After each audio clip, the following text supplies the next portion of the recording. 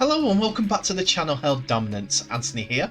Please remember to like and subscribe, and also click that notification bell if you're enjoying what you're seeing and want to see more. Coming up, NRL club with massive fine for COVID breaches. Huddersfield star may have played his last game for the club, and Hull star may be out for a significant time after the combinations take a toll on these two players. There is news coming out of Australia that the NRL have hit one of their clubs with a massive fine when it comes to COVID protocols, and it seems that the Canterbury Bulldogs have been fined a hefty $50,000 for the failure to properly inform their squad for new COVID-19 restrictions before players visited a Bondi pub. Now, it's one of those things at this moment in time in Australia that are very taken very strictly. As one, they don't want the cross transmission, whether it's in Victoria, New South Wales, Queensland, doesn't matter. They're very strict, and I think it was Victoria that closed down their borders to anyone outside of their county, so that they can control COVID-19. It worked. And because of that, the Aussie government helped, along with the NRL, let them play rugby league games. It's simple as. And now the NRL is playing the full fixtures with crowds in front of them and everything like that, are scared that their bottom line may be hit because they're under scrutiny.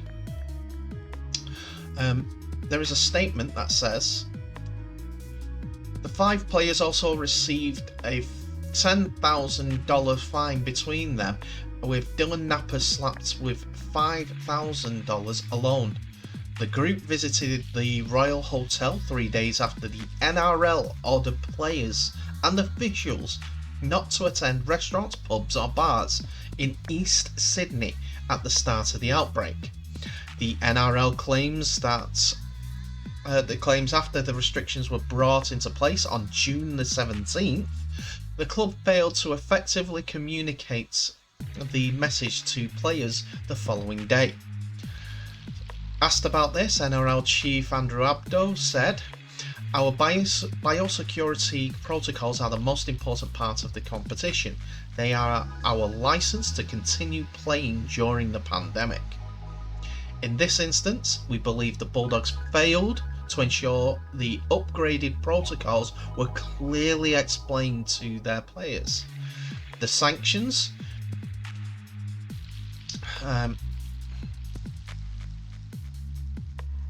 send a clear message to every club. You must do everything possible to ensure players understand the protocols." There's a little bit more. The players also have an obligation to seek further information if they're unsure of the upgraded biosecurity advice.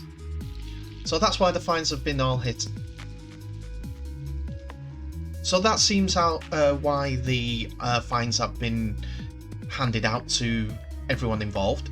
There was a list of the 5 players given out by the NRL and the scale of the fines. I won't go through the fines, I'll just name the players. Brandon Wakeham, Corey Waddell even, Sione Katoa and Aaron Shupp were also involved in the actual neglection of the protocols. But it seems like the club will be affected the most with a $50,000 fine, as it's not the first fine that they've received this year, as back in round 4 Lachlan Lewis was concussed during a game, but he was left on the field for a bit of time during the game. And the statement said, back in round 4, which is the 15th of April 2021, Canterbury have been issued a $20,000 fine by the NRL for failing to immediately remove Lachlan Lewis from the field after a head knock during round 4, as I mentioned.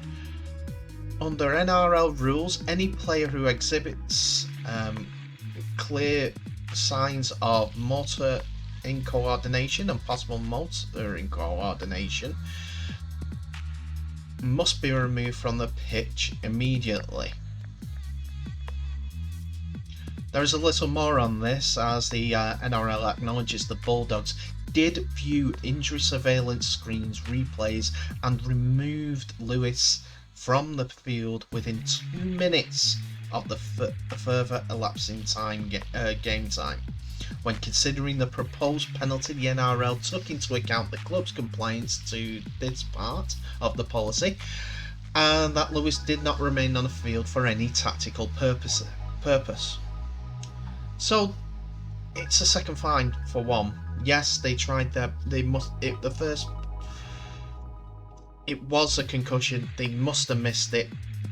They did a check, and if he said okay, then you're okay. If it passes the on-field check, which they do before they take off for a HIA, then you can't do much about it. But when replays came up, they did what was necessary, and the medical staff took him off for the HIA assessment. But these are things that are fineable, yes, and the rules are there, but the clubs get so much money. As I mentioned, the bottom line for the NRL is that they get TV money, and they get about $1 billion from TV deals, and that gets distributed throughout the clubs evenly, usually. So the only way that other clubs, yes, the size of the fine for the first one, which involved Dylan Napa, should be a fine on top of their salary cap. They've got $50,000 less to work with. It's a double penalty, but it's not money paid out, it's money that we're going to get. Clubs will be a bit more sustainable that way, but they won't get the better players for that year, and they'll be lower down, so prize money will be less. It might affect them more that way, so it would mean that the clubs will have a strict code of conduct, and they'll be on the ball with any instances like the COVID protocols throughout their entire season. Don't get me wrong, I'm only bringing Dylan Napa up into this picture because he's one of the highest profiles of players at the club, and it's the person mentioned in the media the most because of this. I have nothing against the players themselves. Now, after the international game of England versus the Combined Nations All-Star team, there have been a couple of injuries due to the international that have been a bit of focus on why this international goes ahead and things like that.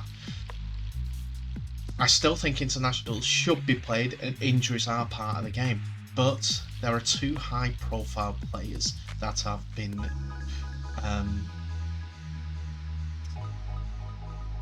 injured, and one really badly.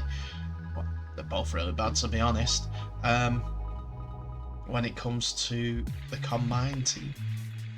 So from that All-Stars game, Adam Caesar is the first major injury doubt from that game that has repercussions on his current club's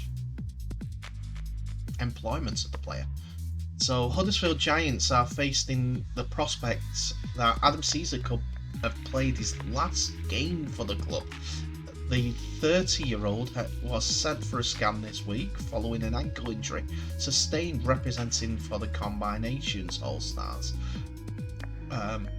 He will definitely miss the next 8 weeks of action, but there's fears that it extends beyond that. So, Rugby League Live understands that surgery has not been ruled out of the Caesar's ankle injury, should it not heal as initially hoped, and if the playmaker is forced to go under the knife, that would almost certainly bring his season to a premature end even. Aidan is going to be out for a while, said Ian Watson, coach of Huddersfield Giants. It depends on how he does with the consultant over whether to rehab it or whether it needs an operation. That's for Aidan to think about. It's a minimum of 8 to 10 weeks though. With Tuilo Ahea and Theo Farges arriving at John Smith Stadium next year, and Caesar almost certain to leave amidst interest from clubs such as Leeds Rhinos, it creates the possibility that the Australian may have already played for the Giants for the final time.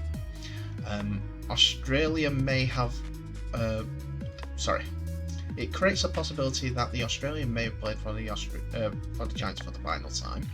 Huddersfield are set to be without the man who would likely deputise Bradham Caesar at halfback for a prolonged period too, with Lee Gaskell out injured, along with Jake Cogger.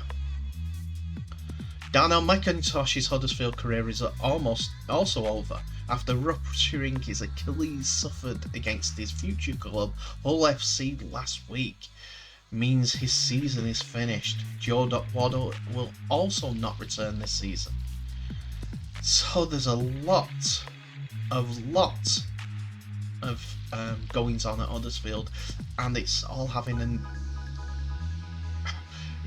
a bad turn for Huddersfield, and Caesar's injury is one of those that could mean that they'll struggle for the season.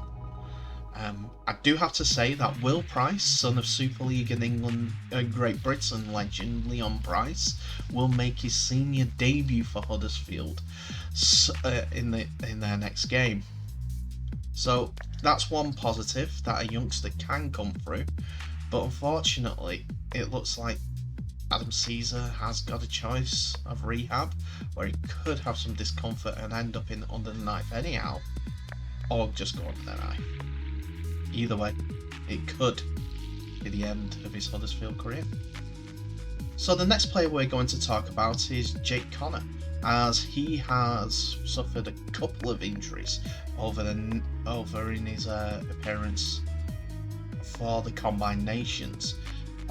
This was viewed as an England trial also for him to play, but he's set for a spell on the sidelines after suffering a suspected broken jaw as well as a knee injury in the action for the Combined Nations. He started the game against England at fullback and made some key contributions in the first half, laying on tries for Ken Sio and Peter Montaltio with nice passes. He also took a boot to the face as Liam Farrell skipped away from him for England's first try, and it also left him nursing a knee issue. The Liam Farrell one was a complete accident. You could tell that it was a bit of a shock to Liam Farrell as well, because he had to look back. He had a quick look back before scoring. Hull will be hoping for good news over the weekend, but there are concerns over Connor's jaw in particular. All-Stars coach Tim Sheens admitted that Connor played despite fears he had suffered the facial injury. His knee is subluxed and he got a kick in the jaw early in the game, Tim Sheens said. Sheens also said, "I'll apologise to Hull coach Brett Hodgson if I send him back in pieces. The doctor thought it was broken, but he went back out for the second half. He wanted to finish the match, but we took him off because he didn't want to do any further damage."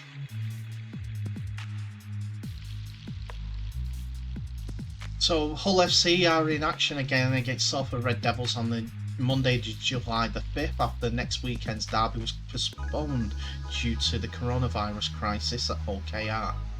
Connor was one of 12 players who missed the 17 points to 10 win over Huddersfield Giants, as he looked to force his way into the Sean Wayne's World Cup squad after being left out of the training group. Sheens reckons that Connor, McGilvray, Jackson all improved their prospects in a hard-fought 26-24 win for the All-Stars. I think they performed well, he said. Jackson led the side well and Jermaine was powerful as always. He's certainly shown that there's plenty of kick left in him. Connor was not the only player left nursing injuries over the international weekend at the Halliwell Jones station, with John Bateman picking up an ankle issue, Ash Handley sustaining a head knock that rules him out at least 2 games for the Leeds Rhinos. I know what people are going to say. These international games mid-season have no place at this moment in time, but they're needed. The World Cup is only a few months away, and all this prep time is for the best. It's unfortunate, but there are injuries that happen all the time in rugby league. It could have been then. It could have been during a league game and they're out for the season, and they could have lost that game. But instead, they played other players and they won. It's just one of those things. Oh well. Well, get well soon for all the boys that are injured in the game, so that they can go full tilt towards the end of the season, whether it's to win something or to get into that England squad.